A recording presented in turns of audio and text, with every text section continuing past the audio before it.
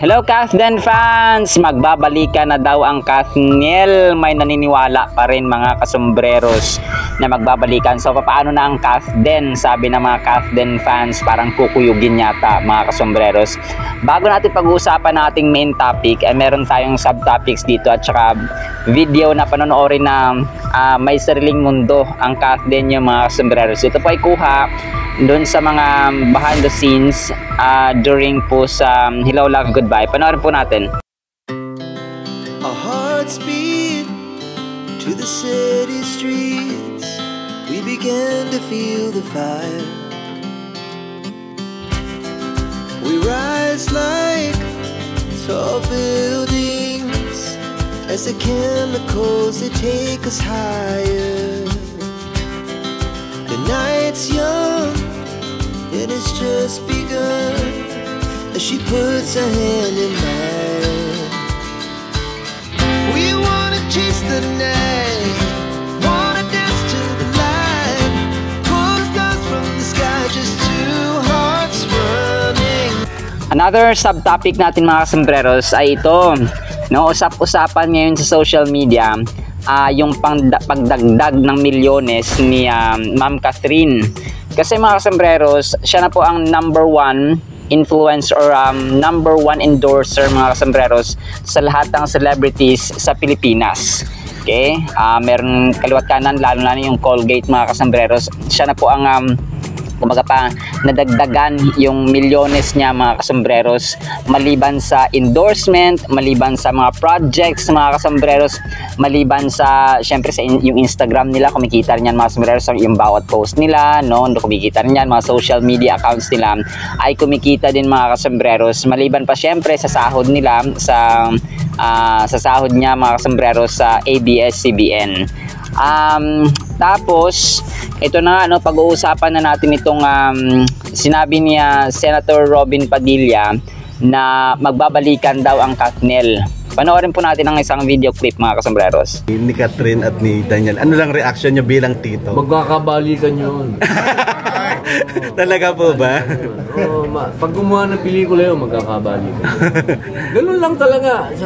Sa tagal natin sa industry, alam naman natin lahat ng mga ganyang partnership, love team, dadaan saan ka sa prosesong ganyan. Kasi nagmamature sila eh. Nakikita nila yung mundo, kung gaano kalawak ang mundo. Kasi dati, ang liit lang ng mundo yan, mga bata yan eh. Mga bata yan, tapos umusbong ang pag-ibig. Di wala ka nalang nakikita araw gabi, di mukha nung babae o mukha nung lalaki. Siyempre ngayon, iba na. Nag-mature na sila, may mga bago ng... Siyempre, iba na yung mga project niyan, may maturity na. So talagang expected. Pero ako, alam kong babalikan. Payo niyo po sa kanya, sa kanyang love life? Sa kanilang dalawa? Sa kanilang dalawa. Ngayon, hanggang magkahiwalay kayo, mag-enjoy din kayo sa mga sarili. Habang nag-i-enjoy kayo, doon nyo malalaman, mahal nyo isa't isa. Thank you po, Senator. Senator, was there a time na nag-confide sa'yo si Daniel? Okay. Wala, never. Humingi ng advice. Puro kanta lang yun. Pag magkasama kami ng kanta. Kanta lang kami ng kanta, pero sa loob ng kanta, nandun. Pero nanghinayang po ba kaya, Senator? Oo naman. Dahil sa 6 year or more than... Siyempre naman. Alam naman natin lahat na... Alam lahat ng Padilla na malaki ang aming pagbigay-pugay kay Catherine. Kasi siya din naman nagbigay ng break kay Daniel. Alam naman namin lahat yun. Kaya ang paggalang namin kay Catherine, Ano naman masasabi niyo mga kasombreros na magbabalikan daw? Parang lalago din yan, no? It's just part of the process, sabi niya Senator Robin Padilla na kumaga pa mga bata pa noon, so kailangan nilang space ngayon, and then darating ang panahon na magkakabalikan, no? Project lang ang kailangan, no? Magkakaroon na sila ng dapat bigyan sila ng kumaga pa project ng pelikula na magkakasama ulit para magkakadevelopan mga kasombreros. Anong sa inyo dito sa ating topic mga kasombreros, no? Comment po kayo mga kasombreros. At ang ating tula sa vlog na ito ay pinamagatan nating takip. Garapong may bagoong na walang takip, siguradong maaamoy, mga ilong sa hangin, baho ay mahahagip. Aalingasaw ang baho pag sa ating mga tao'y katumbas nito'y sikreto. Maaring maganda o masama ang bagay na tinatago. Kung kaya dapat expert kang magtakip at magtago. Kung hindi, baka malaman ng buong barangay mga bagay tungkol sa iyo. Bunganga pag wala pang mumug sa umaga o bad breath sa ating mga hininga. Takpan ng mga kamay o panyong daladala. Sa exam o quizzes, takpan ang iyong mga sagot dahil baka may mag-cheat o mangopya.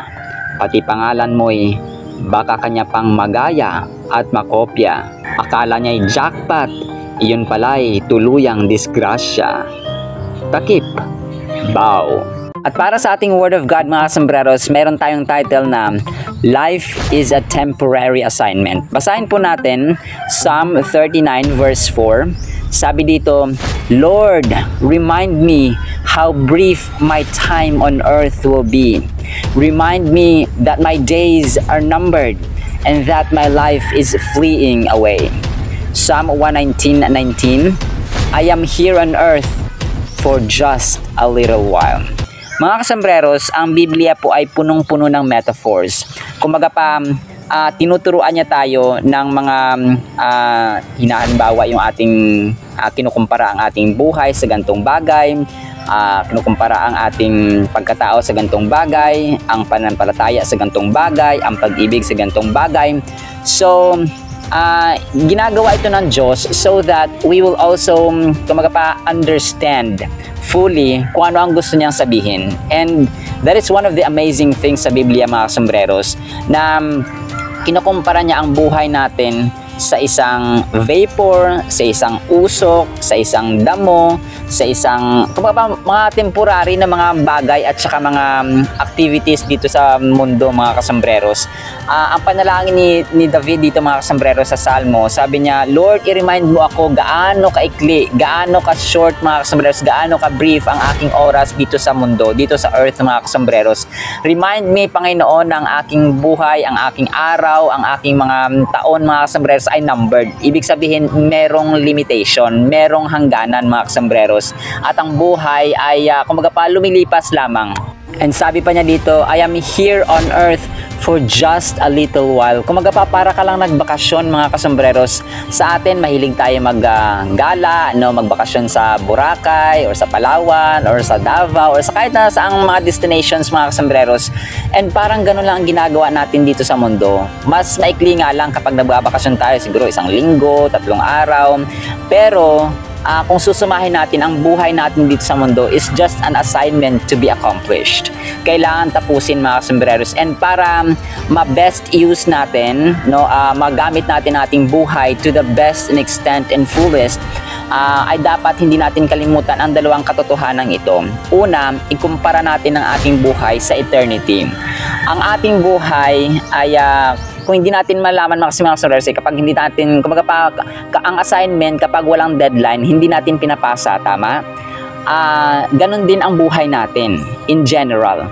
Kapag hindi natin isip na baka bukas wala na ako, baka sa makalawa, susunod na taon, sa next 10 years, next 40 years, ay hindi tayo magkukumahog, hindi tayo magsisipag mga kasambreros. Ang pangalawa natin na dapat na tandaan mga kasambreros, yung mundong ito is just our temporary residence. Okay? Ang mga tao sa abroad, ang mga OFWs natin, mga temporary residents, mga foreigners, mga kasambreros doon sa ibang bansa, sa Amerika, sa Canada, sa France, sa Vietnam, sa Japan, sa kahit saan mang sulok ng mundo. Mga temporary residents lamang sila doon mga kasambreros, not unless na naging resident na talaga sila doon, parang citizen, nandun na yung citizenship nila mga kasambreros.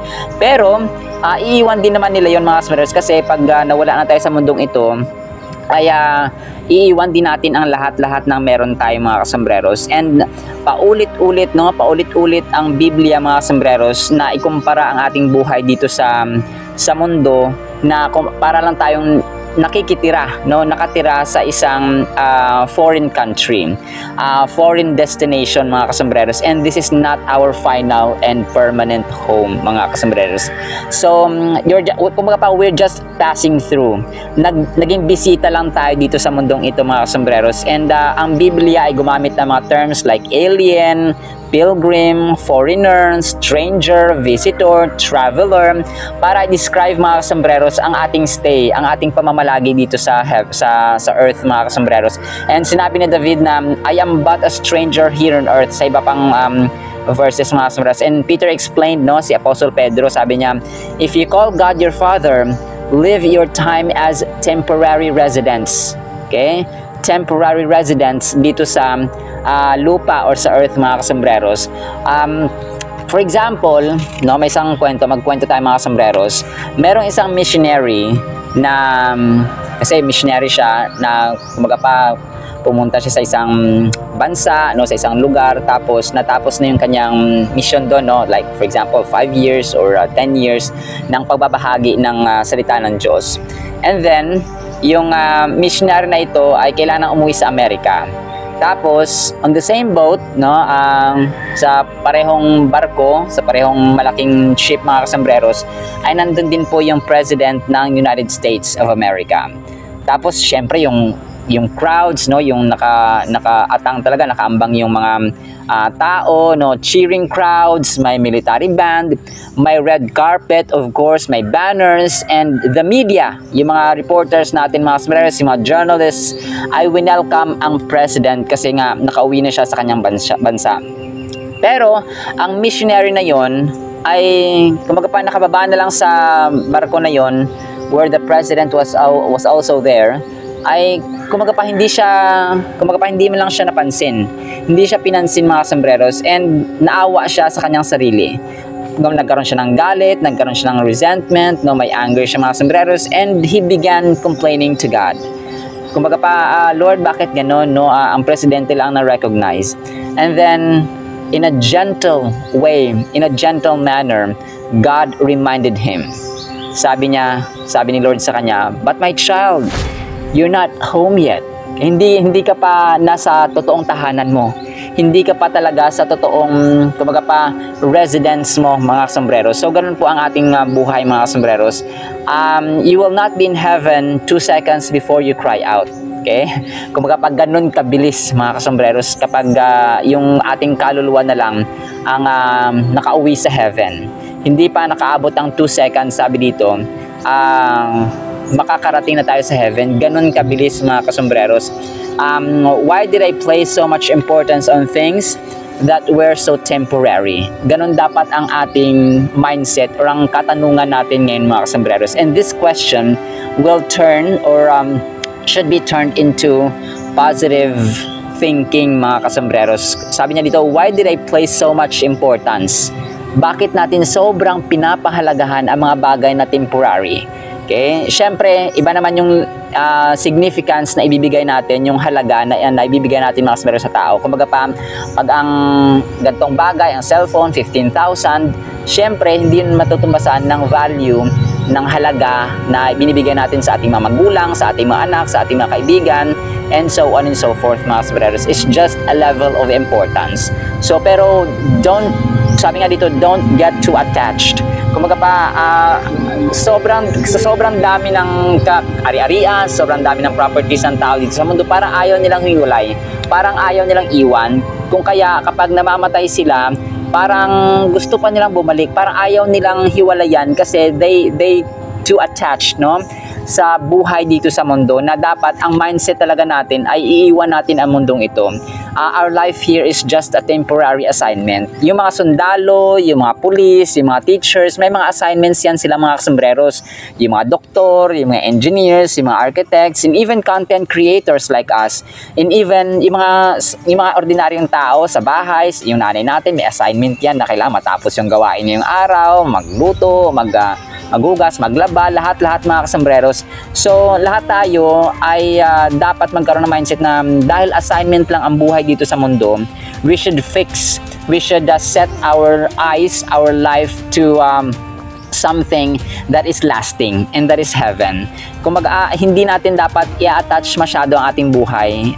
Ito yung mga kumbaga sasabi na bumabalik pa yung kaluluwa ni ganito kasi unfinished business, yung ari-arian niya sobrang dami, so kailangan pa niyang tapusin, ganyan. No, that is a wrong mindset. At kumbaga pakasinungalingan ni Satanas yan, mga sombreros. You must wait until heaven for the rest of the chapters. It takes faith to live on earth as a foreigner. Tama. It takes faith talaga, mga sombreros. Yun lang po, mga sombreros, no? Maraming salamat po. Nawa po ay pagpalain. Dalain ko po na pagpalain kayo ng faith, ng hope, ng pag-ibig sa inyong tahanan, sa inyong damdamin, sa inyong puso, mga sombreros, upang dadalo ito sa inyong mga anak, sa inyong mga asawa, sa inyong kapatid, sa the rest of the family, mga sombreros. See you sa next segment. Love you all, mga sombreros.